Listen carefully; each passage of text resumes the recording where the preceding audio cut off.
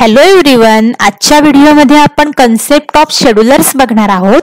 Previous व्हिडिओमध्ये आपण concept of scheduling Q, what do you mean bye scheduling हा point cover केला होता. आजच्या व्हिडिओमध्ये आपण शेड्यूलरचे टाइप्स कोणते आहेत, शेड्यूलरचा कन्सेप्ट काय आहे ते कव्हर करणार आहोत. So see, what do you mean by scheduler? It is a kind of software product that allows an enterprise to schedule and track the computer batch tasks. आता कन्सिडर करा, आपल्याकडे टोटल 5 जॉब्स अवेलेबल आहेत. तर त्या 5 जॉब्सना आपण त्यांच्या similarity नुसार काय करतो, एका बॅच मध्ये ग्रुप करतो. सपोज कन्सिडर करा, हे 3 जॉब जे आहेत ते एका टाइपचे आहेत, म्हणून त्यांना आपण एका बॅच मध्ये काय केलेलं आहे, डिव्हाइड केलेलं आहे. दिस इज युअर बॅच नंबर 1. आणि 4 आणि 5 हे जॉब एका सिमिलर टाइपचे आहेत, म्हणून त्यांना आपण एका ग्रुप मध्ये बॅच केलेला आहे आणि ही आहे तुमची बॅच नंबर 2. तर शेड्यूलर ह्या कन्सेप्टने काय केलं जातं, ह्या बॅचेसना कधी एक्झिक्यूट करायचं हे डिसाइड करण्याचं काम तुमचा शेड्यूलर करतो. आणि त्या जॉबना जेव्हा एक्झिक्यूट केलं जातं तेव्हा किती पर्सेंटेजेस ऑफ वर्क कंप्लीट झालेलं आहे, किती जॉब तुमचे एक्झिक्यूट करून कंप्लीट झालेले आहेत, हे सर्व ट्रॅक करण्याचं काम सुद्धा कोण करतो, शेड्यूलर करतो. सो शेड्यूलरचा मेन यूज काय आहे, जेवढे नंबर ऑफ जॉब आपल्या सिस्टीम मध्ये अवेलेबल आहेत त्यांना बॅचेस नुसार एक्झिक्यूट करण्याचं काम, त्यांना एक्झिक्यूट कधी करायचं आहे ते शेड्यूल करण्याचं काम, आणि त्या जॉबचं एक्झिक्युशन किती कंप्लीट झालेलं आहे हे ट्रॅक करण्याचं काम तुमचा शेड्यूलर करतो. So scheduler are the special system software which handle the process scheduling in various way. So job schedulers may also manage the job queue for a computer cluster. आता आपल्याकडे एक जॉब शेड्यूलर अवेलेबल आहे. या job scheduler मध्ये काय केलं जातं बघा, जेवढे नंबर ऑफ जॉब्स अवेलेबल असतात त्यांना जॉब क्यू मध्ये मॅनेज करण्याचं काम तुमचा शेड्यूलर करतो. So what is the main task performed by your scheduler? To select the job to be submitted into the system and decide which process to run. आता consider करा, आपल्याकडे total 5 jobs आहेत. तर त्या 5 जॉब्स पैकी कोणत्या जॉबला फर्स्ट एक्झिक्यूट करायचं हे काम कोण करतो, तुमचा शेड्यूलर करतो. मग सपोज आपल्याकडे मल्टिपल प्रोसेस अवेलेबल असतील तर त्या मल्टिपल प्रोसेसमध्ये कोणत्या जॉबला एक्झिक्यूट करायचं आहे हा डिसिजन कोण घेतो, तुमचा शेड्यूलर घेतो. सो आपल्याकडे बघा 3 टाइपचे शेड्यूलर अवेलेबल आहेत. फर्स्ट आहे लॉंग टर्म शेड्यूलर, सेकंड आहे शॉर्ट टर्म शेड्यूलर आणि थर्ड आहे मीडियम टर्म शेड्यूलर. तर ह्या व्हिडिओमध्ये आपण हे 3 टाइपचे शेड्यूलर इन डिटेल बघणार आहोत. फर्स्ट टाइप ऑफ शेड्यूलर आहे long term scheduler. It is also called as job scheduler. आपण या शेड्यूलरला जॉब शेड्यूलर असेही म्हणतो. तर हा जॉब शेड्यूलर काय करतो, जेव्हा तुम्ही प्रोग्रामला न्यूली क्रिएट करतात तेव्हा त्या प्रोग्रामची, तेव्हा त्या प्रोसेसची स्टेट असते न्यू, आणि जेव्हा त्या प्रोग्रामला ऍक्च्युअली, त्या प्रोसेसला ऍक्च्युअल मध्ये एक्झिक्यूट व्हायचं असतं, ती प्रोसेस एक्झिक्युशन साठी रेडी असते, तेव्हा त्या प्रोग्रामला किंवा त्या प्रोसेसला न्यू स्टेट मधून रेडी स्टेट मध्ये ट्रान्सफर केलं जातं.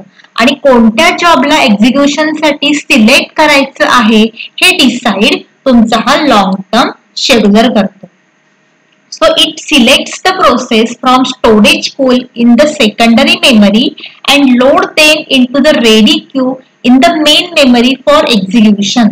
सो जेव्हा तुमचे जॉब न्यूली क्रिएट केले जातात तेव्हा ते सेकंडरी मेमरी मध्ये स्टोअर केलेले असतात, बट जेव्हा ते एक्झिक्युशन साठी रेडी क्यू मध्ये ट्रान्सफर केले जातात तेव्हा ते जॉब मेन मेमरी मध्ये ट्रान्सफर केले जातात from secondary memory. So long-term scheduler controls the degree of multi-programming. In case of multi-programming, multiple programs execution parallel manner मध्ये केलं जातं. आपण पॅरलली काय करतो, मल्टिपल प्रोग्रामला मल्टिपल प्रोसेसर वरती एक्झिक्यूट करतो. सो आपण लॉंग टर्म शेड्यूलर मध्ये हा मल्टी प्रोग्रामिंगचा कन्सेप्ट जो आहे तो यूज केलेला आहे.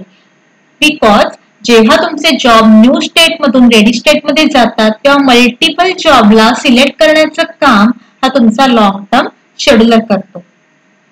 And it directly affects the system for long time. So system मध्ये जे काही जॉब तुमच्या रेडी क्यू मध्ये स्टोअर केले जातात ते लॉंग टाइम साठी सेव्ह होतात. So there are two types of bound. First one is input output bound and second one is CPU bound. So input output bound मध्ये जी तुमची प्रोसेसची प्रोग्रेस आहे that is limited by your input output system.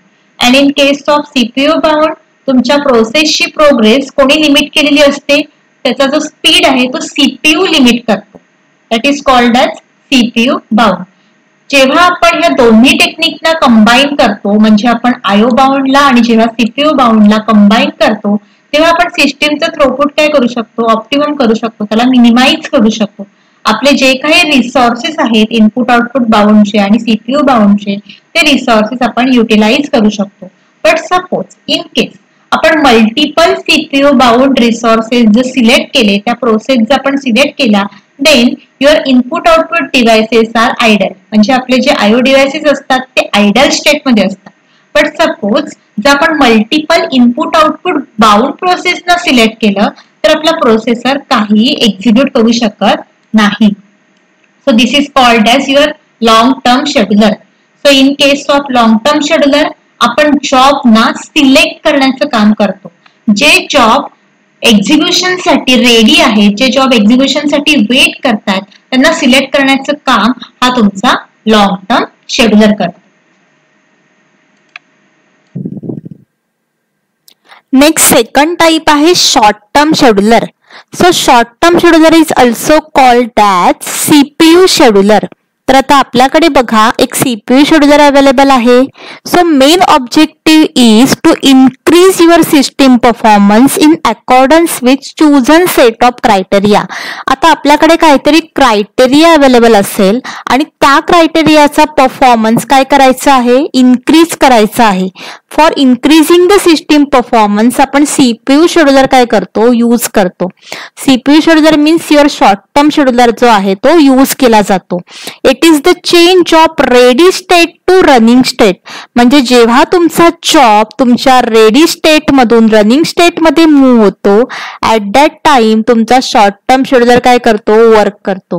So CPU scheduler select the process among the process that are ready to execute.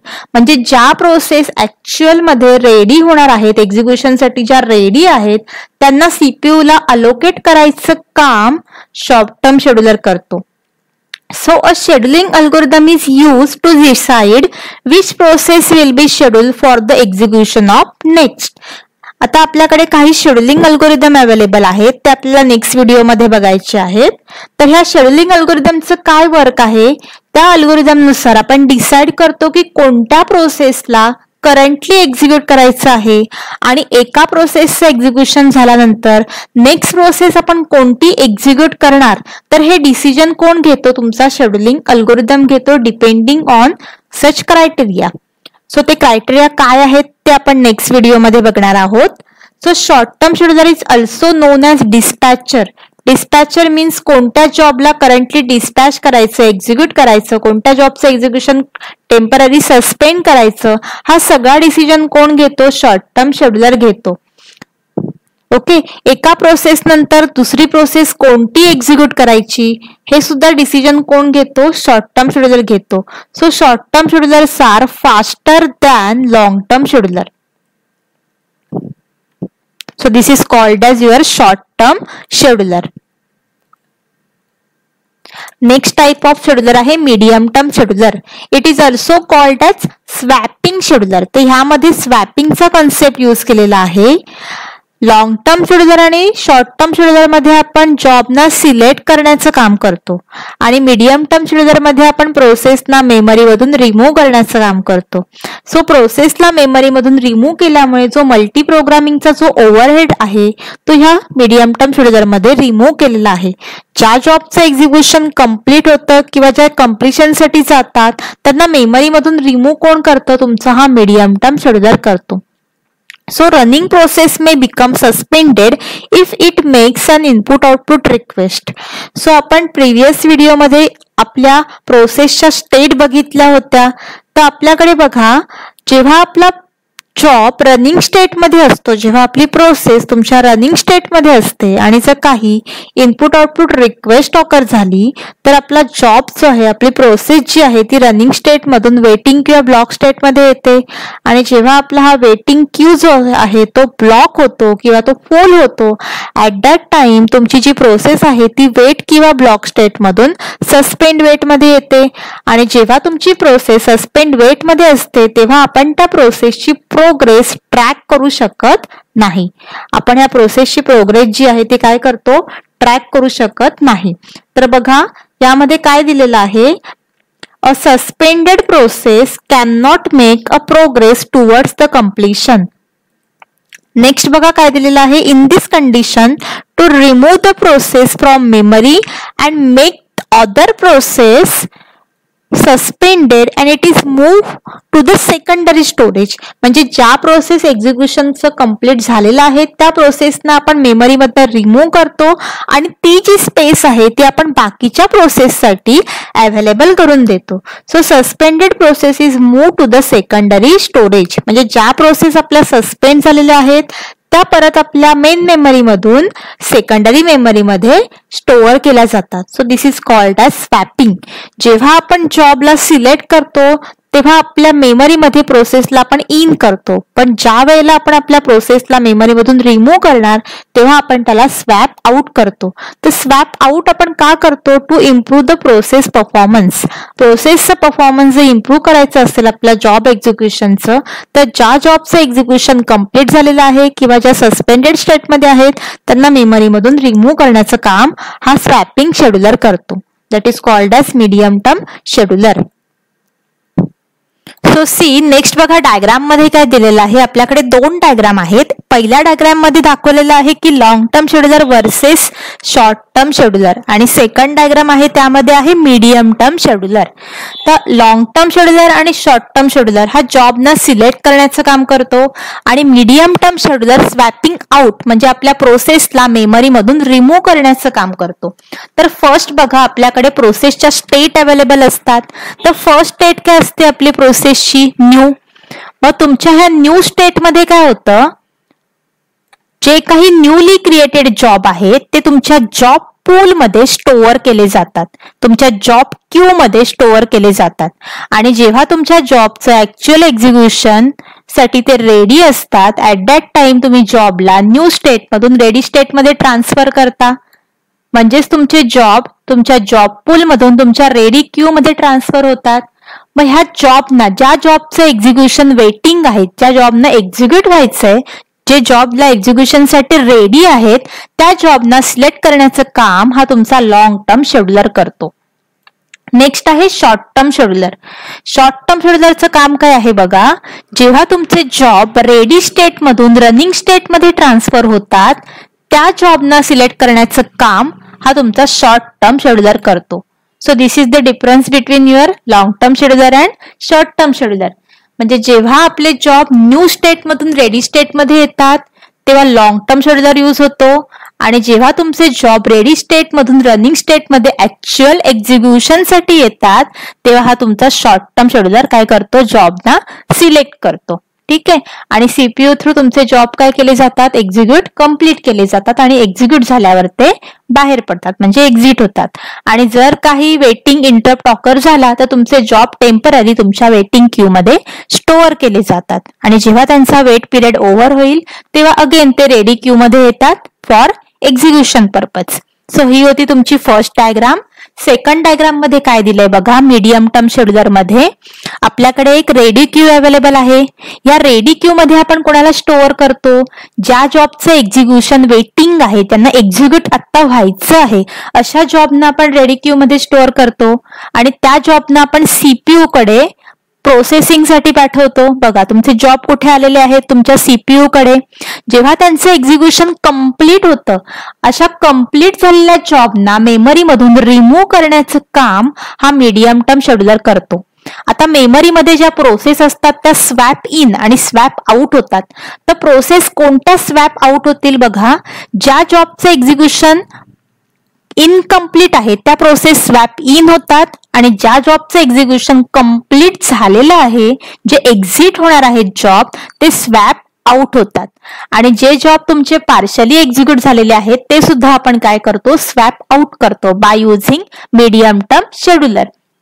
आणि in case जर काही interrupt occur झाला, इथे बघा वेट क्यू आहे आपल्याकडे, इथे सुद्धा input output wait queue available आहे.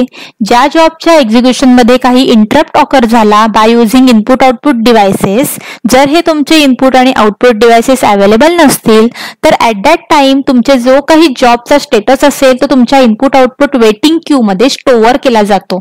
आणि जेव्हा तुमचे हे इनपुट आउटपुट डिव्हाइसेस अवेलेबल होतील तेव्हा त्याचं एक्झिक्युशन काय होतं, कंप्लीट होतं आणि ते जॉब रेडी क्यू मध्ये अगेन स्टोअर केले जातात. आणि बाय युझिंग रेडी क्यू त्या जॉबला आपण रनिंग क्यू मध्ये ट्रान्सफर करतो, म्हणजे सीपीयू थ्रू आपण त्याला एक्झिक्यूट करतो.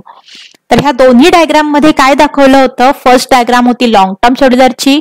तर लॉंग टर्म शेड्युलर कधी यूज केला जातो, जेव्हा तुमच्या जॉबला आपण न्यू स्टेट मधून रेडी स्टेट मध्ये ट्रान्सफर करतो तेव्हा असतो लॉंग टर्म शेड्युलर. आणि जेव्हा तुमचे जॉब रेडी स्टेट मधून रनिंग स्टेट मध्ये येतात तेव्हा आपण शॉर्ट टर्म शेड्युलर यूज करतो. आणि जेव्हा त्या जॉबचं ऍक्च्युअल एक्झिक्युशन कम्प्लीट होतं तेव्हा मीडियम टर्म शेड्युलर त्या जॉबना, त्या प्रोसेसना मेमरी मधून स्वॅप आउट करायचं काम करतो. That is called as long term scheduler, medium term scheduler and short term scheduler. So see next आपण आपल्या डायग्राम मध्ये प्रोसेसच्या स्टेट आणि 3 टाईपचे शेड्युलर कुठे ऍक्च्युअल मध्ये वर्क करत आहेत ते आपण बघणार आहोत. तर जेव्हा तुमचे जॉब न्यूली क्रिएटेड असतात आणि ते न्यू स्टेट मधून एक्झिक्युशन साठी रेडी असतात तेव्हा त्या जॉबला न्यू स्टेट मधून रेडी स्टेट मध्ये ट्रान्सफर केलं जातं. ऍट दॅट टाइम जे जॉब ऍक्च्युअल एक्झिक्युशन साठी रेडी आहेत त्यांना सिलेक्ट करण्याचं काम हा लॉंग टर्म शेड्युलर करतो. नेक्स्ट आहे जेव्हा तुमचे जॉब रेडी स्टेट मधून रनिंग स्टेट मध्ये जातात त्या जॉबना सिलेक्ट करण्याचं काम हा तुमचा शॉर्ट टर्म शेड्युलर करतो. आणि थर्ड आहे तुमचा मीडियम टर्म शेड्युलर. तर जेव्हा तुमचे जॉब एक्झिक्युशन साठी रनिंग स्टेट मध्ये आलेले असतात बट इन केस जर काही इनपुट आउटपुट रिक्वेस्ट ऑकर झाली आणि आयओ डिव्हाइसेस जे अवेलेबल नसतील तर टेम्पररी तुमचे जे जॉब आहेत ते रनिंग स्टेट मधून तुमच्या वेट किंवा ब्लॉक स्टेट मध्ये येतात. ऍट दॅट टाइम तुमचा हा मीडियम टर्म शेड्युलर त्या जॉबना तुमच्या रनिंग स्टेट मधून स्वॅप आउट करतो, रिमूव्ह करतो आणि त्यांना टेम्पररी वेट किंवा ब्लॉक स्टेट मध्ये स्टोअर करण्याचं काम करतो. आणि सेकंड एक केस अशी आहे की जेव्हा तुमची ही रेडी क्यू आहे ती फुल होते तेव्हा त्या जॉबना तुमच्या मेन मेमरी मधून टेम्पररी सेकंडरी मेमरी मध्ये ट्रान्सफर करण्याचं काम हा तुमचा मीडियम टर्म शेड्युलर करतो.